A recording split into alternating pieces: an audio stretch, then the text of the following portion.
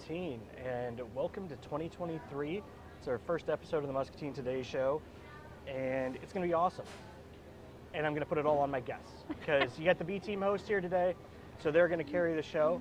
But first, of course, I'd like to thank our sponsors, Bear of Muscatine, the Muscatine County Fair, which it's January, so of course it's time to start thinking about the fair.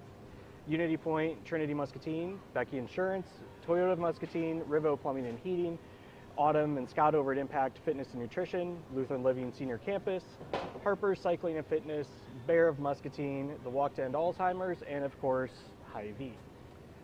It was a pretty interesting new year, lots of stuff going on. I hope everybody stayed healthy and happy, and other than Michigan losing, it was a good week for us at our house.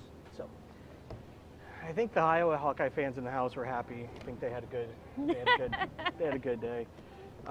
We didn't so much, but that's okay. You okay, Chris? You got it? Okay. Okay, so this morning I have some lovely guests from the Muscatine Community Y. I think you'll all recognize them, but they've got some great stuff to talk about for the preschoolers and the middle schoolers floating around. Well, middle school, yeah, elementary, all of it. All of it? Okay. Well, let's do this. Since it's a new year, let's start fresh. Ladies, introduce yourself, but not just your name, because that's the easy part. We all kind of know who you are. But what you are responsible for at the Y, so that everybody can start kind of help putting those pieces together. All right, Amy Hessel. I'm the Character Development Director at the Muscatine Community Y for 22 years. It's a long time, yes. But I always say I'm pretty much in charge of anything that's child related that isn't in the water, because I sink, I don't float. Jocelyn should be able to fix that. I'm a lost cause. Oh, no, Jocelyn, I think you got a project for 23. We all need to grow, right? Right, yeah, no, I am not a water person. But, so, of course, when I first started, my job was teen center, and there was 1 hour a week of teen programming for our middle school youth. And now, today, we have about 80 hours of free middle school programming a month. And in the summer, more than that. And then all of a sudden I took on youth sports. So we have our soccer and our basketball programs, and then all of our skill building classes, which we start from toddlers in our preschool gymnastics, our toddler games. So we have programs for 18-month-olds through 8th graders in those kind of programs. And then biggest part of my job right now, takes a lot of my time, is the before and after school care and the summer day camps. So we have 100 kids getting off a bus, 100 plus kids a day getting off a bus for our after school program. It's like half a school. There's a whole lot of energy in that hallway, and it's fabulous, but you better be prepared when you walk down that hallway at about 3 o'clock in the afternoon. Yes, I would think, yeah. Yep, so it does take a lot of my time, but it's also enjoyable. You get free hugs, you get lots and lots of interesting conversations, and you know, it's just a wonderful place to be. So, but my true heart and passion is our middle school programs. So that's where I began, and that's where I love to be. And so it's just fun to see, like near fours yesterday, and well, middle schoolers are tough because, you know, we had this like with Jingle and Mingle, and whenever you're doing like a community event, middle schoolers can be, let's say, tough. yes, right? yes. And here's the thing, we were all middle schoolers, we were all tough. It's just what it is, right? It doesn't mean they're bad people. No. They just got a lot going on, and, you know, and I mean, I remember when I was a kid, we hung out at the Y, like middle school, that 5th grade to 8th grade. Yeah. Like we were at the Y all day, every day when we weren't. And there's Linda Tillman Page. She's been there longer than me. Linda Tillman Page was way at the Y.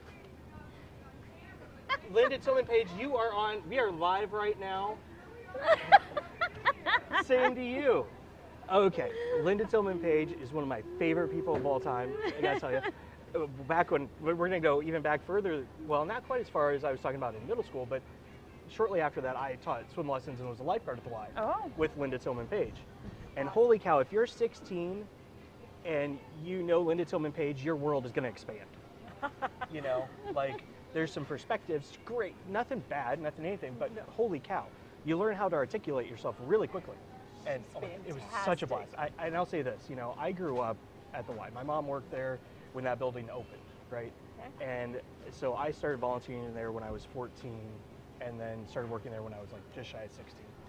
And the Y is, you know, like all this stuff, like I was saying, in 7th, 8th grade, we played in the gym after school all day, every day. There wasn't really any programming for us back then, so this would have been like early, mid-90s, right? And, you know, there were some of them that probably were a little frustrated with us at times, but we were safe, and it was handy, and it worked.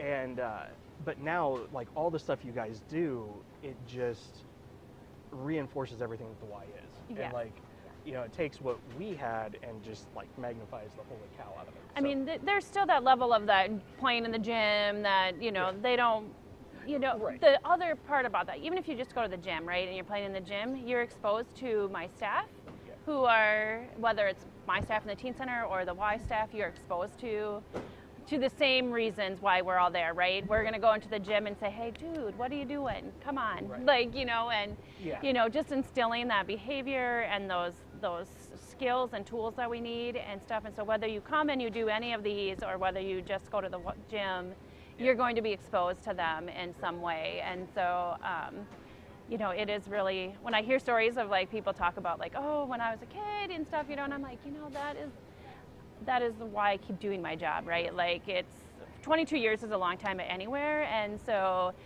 when you can think about that you have the opportunity just to, whether it's in the kids or whether it's, you know, in the fitness room, whether it's on the cycling, you know, in the cycling room, it's such an amazing thing to be able to like see. I mean, one of my favorites is Silver Sneakers still, you know, like you just walk in and that camaraderie that they have and that, you know, and the socialization and that need to, you know, not only have fitness and balance and stuff, but it's that life balance and it's the accountability too, don't you think? Like if you were a regular at Silver Sneakers and then you don't come for a few weeks, you may get a phone call or several phone calls because people are genuinely concerned about where you're at and how you're doing and is everything okay and why aren't you coming to class because I miss you. So that's amazing.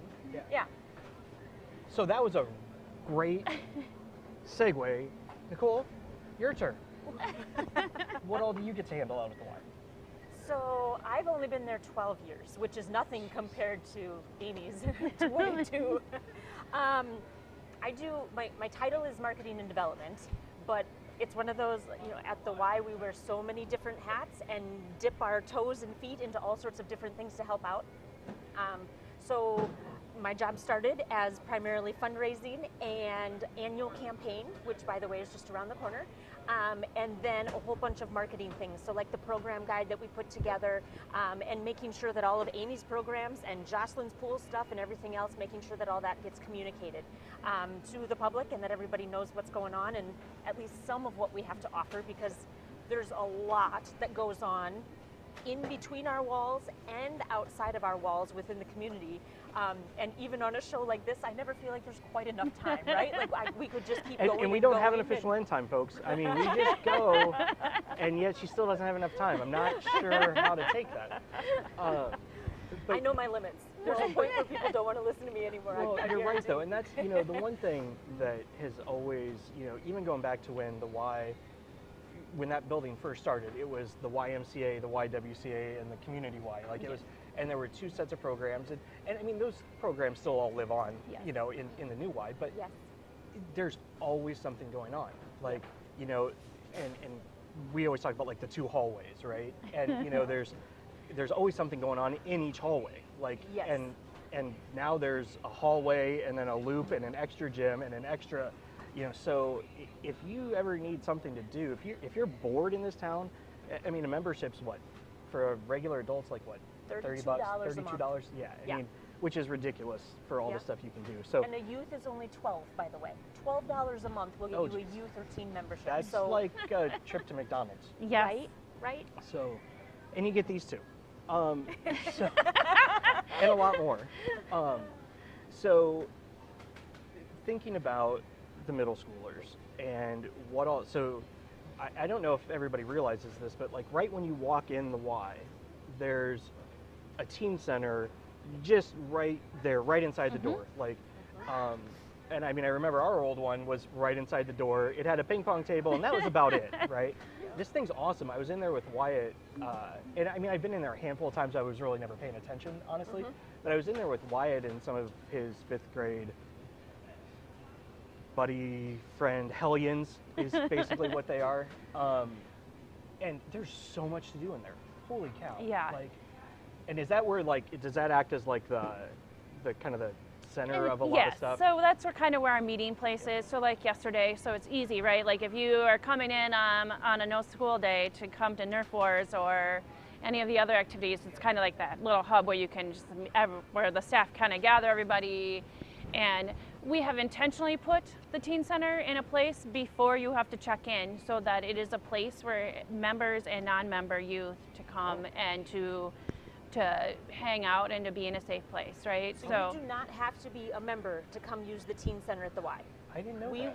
We want everyone in the community to have a safe spot to go. You know what? I think I did know that because it's a zero barrier to entry thing. Yep. It's absolutely. You know, I did know that. I just don't think it's something. No, if you don't have a membership, you don't have access to, you can't go play basketball, Right. you can't go. Now you can do all of these things, and we have some other times during, like, so these things might go till 5:30. And then till 6:30, 6 or 6:30, you can go play basketball with the staff, or you know. So if there's staff available till 6 o'clock, there's other activities that they'll be able to do, and that includes going to the gym and playing basketball, and it kind of gives them. But you don't have that free access to it all the time, just with the staff in the teen center. So, you know, and it's evolved too. Like, I also have to keep up on trends. I have to keep up on what's going on, you know, like what are kids interested in, because even 20 years, kids are very different. A kindergartner even is very different today than it was when I took over Kids Club 10 years ago. So it's, a middle schooler is very different than they were when I started. And what kind of gathers them in, what's going to kind of hold their attention is very different. And so I have to keep up on those trends. It's really hard. You give me job security because I have to keep promoting these events and they keep changing, so that's an okay thing. Well, but also that's good. That's also the sign of a lively organization. Again, the whole Y does that on a regular basis. Yes. I mean, again, I remember when the building, and God, I sound so old when I say this stuff, but there were racquetball courts, and now there's one of them. Then they added the golf, and then that got flipped out for, now we've got cycling, and then you add the whole group fitness area, because there was originally no group fitness area at all, and then they added multi-purpose room 3, right, which is the one back and around the corner that's hidden from everybody, and that still wasn't enough. So in the last expansion, there's even more group fitness area, which is great because of all the camaraderie. I mean, group fitness is just a tremendous asset for any community, Anybody. especially the way you guys do it. Well, and if anybody's watching and hasn't seen our video on our website, if you go to muscatiney.org and then go to Our Y, that tab across the top, that Our Y tab has it's just a video that we've put on YouTube, right? It's not going to going to win any Academy Awards or anything, but it's a great show and tell, so to speak, of what our Y has to offer. So if you haven't been to the Y in a while, or if you're thinking maybe you should join, or you want to see what this teen center is all about, or you want to see anything that we've been talking about, that video is a great spot to start. Or I would encourage everyone to come for a tour, and I would be happy to show them around, or Amy or any of our other staff could show somebody around and show you what we have to offer, because there are a lot of things that families can do together. There's a lot of classes we offer. We can give you a little bit of insight. So if you're not familiar with our new Life Fitness equipment or with something else, we can help you along the way a little bit and point you in the right direction. Sorry, Olaf and Frosty are floating around. You might want to check out the Hy-Vee page later. It caught my attention. I apologize, squirrel. But now I do have one question. If I could ask for something to be added to the tour. Okay. When they go down past the weight room on the way to the other gym, there's the racquetball courts. Could you start promoting 5:30 Monday, Wednesday, Friday racquetball. We need more guys and gals. We need more rackets on the courts. Oh. You just did. I And know. Let's continue that. Yes, I know. Yeah, we can do that. I'm not there at that time, so I don't even know that was happening. Oh yeah, there's been. I mean, geez, some of them have been playing since the building was there, and they were playing at the racquetball club prior to that. Yeah. But yeah, there's a group of, it used to be about 10, 12, 15 of us. It's down to significantly less. And I'll tell you this, everybody's like pickleball, great for old people. I'm going to tell you this. I'm going to give a quick shout out to two guys, and they're going to shoot me for this. But one is John Priest, who is 82 years old, plays racquetball 3 times a week. He's a good target, I'll tell you that. Does he move like he used to? No, that's okay. He has a blast. And Jim Shepard from Sweetland Trailer, big mutton chops. He's 75 and playing 3 times a week. And then there's the other old guy, Tim Kelly. I'll get a nice red dot for that one. But so if there's anybody, come in. If you don't know how to play, we'll teach you. We've got extra rackets, you name it, we'll make it happen. There's a lot of racket sports at the Y, because we also have badminton. Yep. On Wednesdays for sure. Are they still doing Sundays? That's a I great know question. Wednesday nights, but they're always looking for new players too, and Tony is wanting to get the badminton growing too. So like badminton, racquetball, pickleball. I mean, I just held a pickleball scramble yesterday. We had 24 people play in the scramble. So a little mini tournament for fun, and but yeah, so lots and lots of opportunities, whether you're been around playing for a while or you're new to the sports. It's an opportunity for any of those racket sports to get in. Again, super cliche, and I say it's cliche, and I still say it every time, but there's something for everyone. There is something for everyone, whatever it is that you're looking for or most comfortable with, or what. And like you said, 2023 might be your year to grow, right? Maybe you want to broaden your horizons. Maybe you want to try a new class. Maybe you want to step out of your comfort zone, and if you've never played racquetball, give it a try. There's a lot of people at the Y that are super kind, and I don't mean just staff, because I kind of think we're kind too, but there are a lot of members and guests that are incredibly kind and helpful and want more people to come and play and want to join, and it's a great spot to be. We always love, so yesterday was, of course, the first day back at the Y for the new year. And, obviously I've been going to the Y, minus when I was in college. I mean, I was the early morning lifeguard when I was 16 years old, so I was there at 4:30, right, every morning. We might still have an opening if you're not busy at Jocelyn, ask Jocelyn about my lifeguarding skills. You may not. You don't qualify under Jocelyn? She's not a fan of like reading while lifeguarding or hanging out talking. Yeah, no. I was social, but anyway. She takes safety very seriously. She does, and she should. And I should say, I was always paying attention, and I could tell you by like the sound of the pool, I could close my eyes and tell you who was where based on their strokes and stuff. So anyway, God, I just got myself in trouble. Now I'm totally lost. Squirrel did it again. Squirrels are bad. So the one thing, so you've got the brochure, and I've been looking at this, and there's one thing that, like, two things that personally for me I love. The first one is the magic class with David Casas. Yes. David used to work at the Y. We were all lifeguards together. We grew up together. Well, I grew up in the high school and stuff. And he is a blast. He came and did Mulberry's Carnival for us. He did the class with you guys last year. And the kids just love it. It's amazing. Like you said, things change. You wouldn't think magic necessarily in today's world would be like a thing, but the kids love it. They do. Yeah. And one of the things that really kind of, like, I had a parent after my last magic class. I made sure I stayed because at the end, the last class, they do a little magic show. So they all show at least one of their tricks off. And one of the parents is like, do you have more things like this? Because their child is not able to do traditional sports and traditional activities.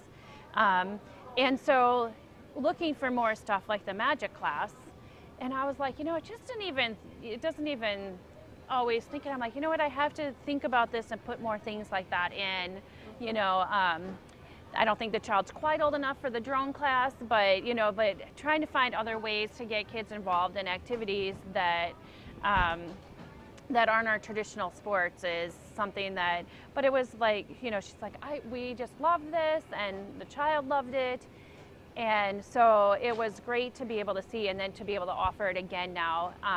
And they'll be different, even if you've taken the class with them one of the 2 times that we've offered it at the Y, he'll be doing different tricks and different, different things with them. So it changes even though it's the same, and stuff. So that's another thing about the magic class is that David grew up, he wants to give back to Muscatine, Yep.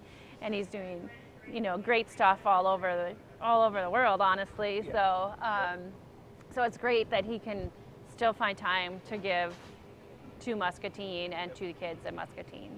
So you also touched briefly on the other one that I just love is the drone Yes. experiences. So walk us through what those look like for the kids. Okay, so it's not just coming in and flying drones. It is more about learning all about like how to fix them, how they run, understanding like the whole basics of how does this, because it doesn't make sense, right? That this little thing can fly and and do all this stuff. Like so it talks about, we need to go through all of that, focus a lot on kind of career path that you can do also with drones. Drones are huge in entertainment, they're huge in science, Sports. so it's just really exciting what a drone, but there's a lot of fly time too. So so they'll be able to fly, and we encourage them to start keeping those records of their flight time, because that's very important, especially if you want to be able to kind of move on with some of the future stuff. Because but you have to understand the whole concept of them, and so I love it. I didn't really fly a drone. I just thought my husband was silly when he would fly his drones around. They're a blast. We have 'em. And so I wrote this grant to get this drone, and then I had to go and get certified, and I took Josh with Big Brothers Big Sisters, so they also have, so we have 6 drones and the batteries and this curriculum, and we brought in the sheriff's department to come and talk about their use with their drone. Now, we fly mini drones. They don't really do well outside because they're so light. Even on a slight breeze, they're gone. But the sheriff's department has a much nicer one, and he brought in, the kids didn't get to fly that, they just got to check it out. But Well, I do know somebody who's got a cinematic drone that if you ever wanted to let the kids fly it, I'm sure we could probably arrange it. So, well, they would love it, right? So we're starting, our second class starts tonight. And then also at the training, I was very lucky, and I won another like $1,200 curriculum package for drone designers, and it's really all about future career stuff. And I'm going to be able to offer that after this 10 weeks. So then the 2 classes from last, from fall and this one can then go into that one if they want to. Yeah, so I'm awesome. super excited about it, and I love flying the drones myself too. And it's really addicting. Like the first time, I took mine up at home, and we live out just outside the bypass, kind of by the water tower, right? And the first time I took it up, and like I was fiddling around, and all of a sudden, like I've got this amazing view of the water tower right in front, like that you've never seen before, right? Yeah. Or you see, like you could see like, out here to Hy-Vee, like if you go up high enough, you can, and it's like, holy cow, that's what Muscatine really looks like. Like you can see like the traffic going here, like, wow, Hy-Vee's busy, or it's Sunday morning, and you like just the stuff that you start like going, oh, well, what else is there? And then you're exploring, but you're exploring from 250 feet in the air. Yes, yeah. I mean, yes, when Tori came out with his drone, and of course his has the GPS, so it goes only this far, and then if the battery's getting low, it's going to turn around and come back. It's so handy, so handy. All right. If you're ever going to buy a drone, make sure it has that. I got a drone for Christmas one year. went out, it was nice, put it up. Luckily, it was like a cheap start-off one. I mean, like not cheap, but like, you know, not like a professional one. Put it up, it got caught in the wind, and it went, and it was gone. We didn't have it for 4 minutes. Oh no. And it was gone.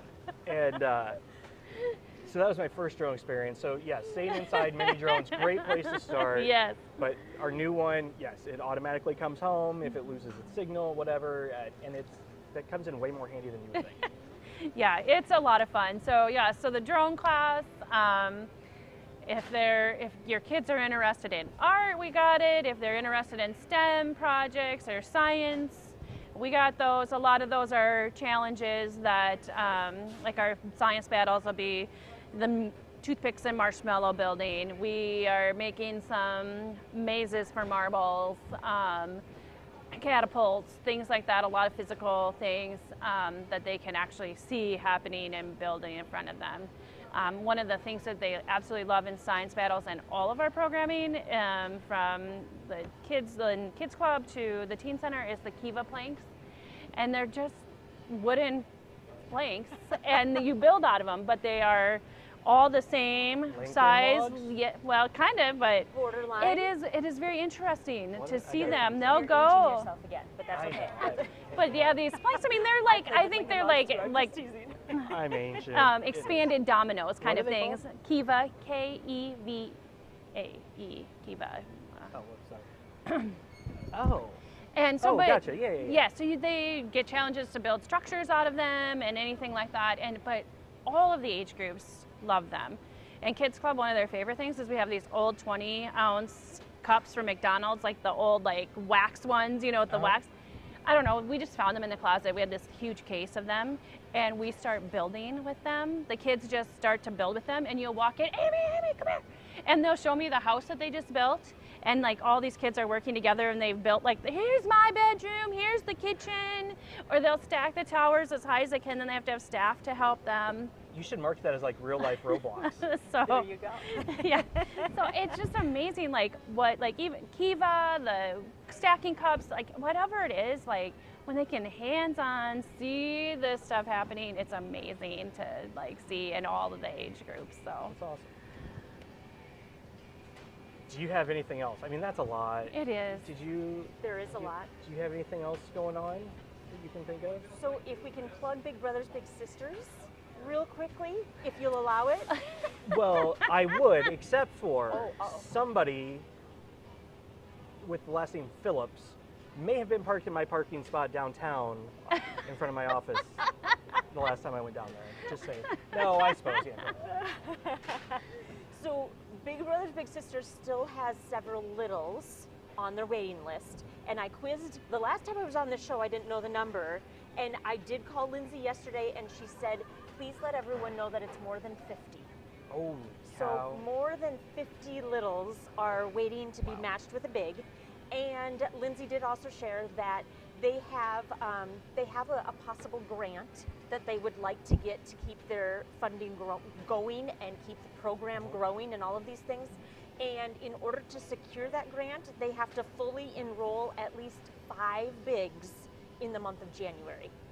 So they have all month long, and it doesn't seem like 5 should be that many.